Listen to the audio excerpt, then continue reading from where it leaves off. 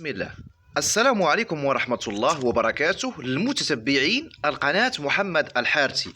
أحسن سلالات خالية من جميع ديال الأمراض صالح للتربية.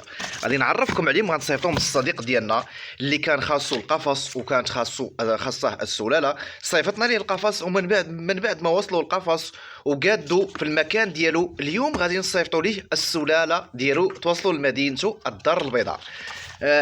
اخوتنا واحبابنا الكرام، الانثى البابيون والبلجيكي اللي عزلت لي انثى بلجيكيه ممتازه، اللهم بارك وزيد، الله يبارك له ويزيدوا ان شاء الله باذن الله. انثى كانت معزوله، كنت غنخليها لي للاحلال ولكن كسبت لي السخره الله فيه، الله يسخر لي فيها، الله يبارك لي فيها ان شاء الله. سلاله زوينه تبارك الله، وخليتها كانت وصلت على واحد العمر مع الام ديالها، بقات في الرضاعه، ومن بعد ما فطمتها الوزن ديالها طالع ممتاز، اللهم بارك. عندنا الانثى حتى هي سلاله ممتازه، اللهم بارك وزيد، اللي كنا صيفطنا من الاخوان والاحباب ديالنا في مدينه مراكش. خليت لي حتى هو وحده ديال البابيون، ربي يبارك له ويزيدوا ان شاء الله. هنايا كاينه انثى ديال نيوزيلندي، ها هي كما كتشاهدوا معنا هنا انثى ديال نيوزيلندي، وغادي نجيو لهنا كاينه الانثى الثانيه ديال النيوزيلندي، والبطل في المزرعه اللي هو الذكر، البطل اللي هو الذكر. بسم الله باش تكونوا على الوضوح. شو السلاله ديال الذكر، ذكر وزنه ممتاز، خصوبته كتكون مرتفعه، حيوي رشيق، يعني خالي من جميع ديال الامراض. فاش الانثى تبغي تقبل الذكر للتزاوج يبدا التلقيح يعني بسرعه، والانتاج يطلع بسرعه. النصائح والمعلومات نجاح المربيين الارانب، وهذه نصيحه في النهايه ديال الفيديو كل اخوتنا الكرام اللي متابعينا في كل المكان. تربيه الارانب في فصل الصيف باش ما توقعوش في واحد المشاكل، تابعوا معنا الفيديوهات الطريقه ديال التربيه، وكنصح للجميع التغذيه بالخصوص العلف. اخواتنا واحبابنا الكرام، ما تعطوش الاكل والاعلاف بالنهار، وبالخصوص المبتدئين اللي كيعتمدوا غير على الادويه، انا عندي لكم نصائح افضل من الادويه، نصائح احسن من الادويه.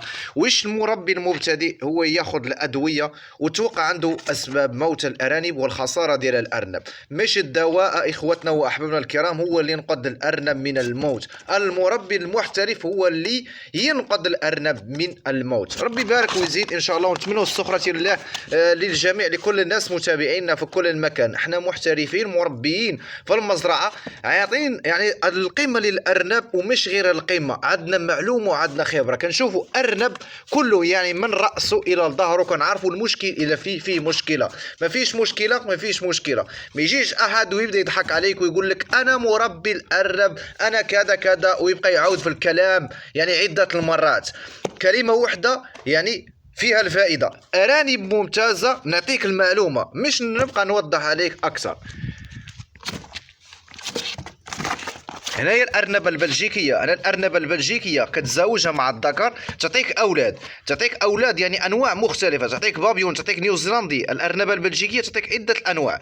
عندك الأنثى النيوزيلندي تزوجها مع الذكر بابيون في هذا الشكل، أو تزوجها مع هذا الذكر، يعني كتعطيك الأنواع البابيون. الأنثى النيوزيلندي هذه باش كنوضحوها للناس تعطيك الجميع. مازال إن شاء الله غنعطيكم المعلومات والنصائح لها. الأنثى النيوزيلندي تعطيك البلجيكي، تعطيك دوتش، تعطيك النيوزيلندي، تعطيك بابيون، تعطيك جميع الانواع. المواصفات اللي نوريكم الطريقه ديال التزاوج والطريقه ديال التلقيح، هذه المعلومات غادي نوريها لكم كلها ان شاء الله باذن الله، باش كل شيء ان شاء الله يستفد منها. تابع معنا القناه فيديو بفيديو، اللي ماشي مشترك اشترك في القناه ويفعل زر الجرس.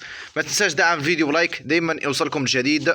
والسلام عليكم ورحمه الله وبركاته. هنا غادي نجمعوا هذه البركه، ربي يسخر المولى فيه ان شاء الله، وغادي نصيفطوها ليه ان شاء الله ونعطوه النمره ديال الكريسون.